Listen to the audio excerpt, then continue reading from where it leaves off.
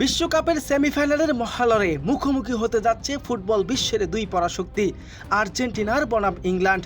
এই ম্যাচকে ঘিরে শুরু হয়েছে ব্যাপক আলোচনা।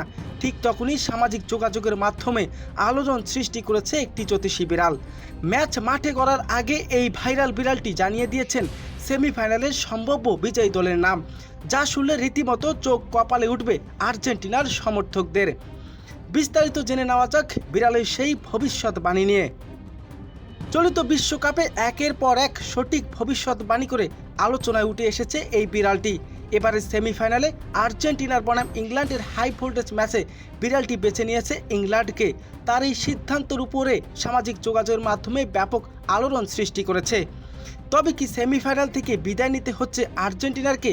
এই প্রশ্ন এখন ঘুরপাক খাচ্ছে ফুটবল প্রেমীদের মনে।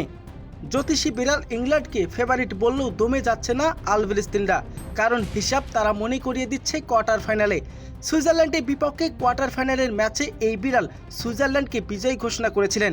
মাঠের লড়াই বিড়ালের সেই ভবিষ্যৎবাণী বুড়ো আঙ্গুল দেখিয়ে দুর্দান্ত দাপটের সঙ্গে জয় তুলে নিয়েছিল মেসি আলভারেজরা।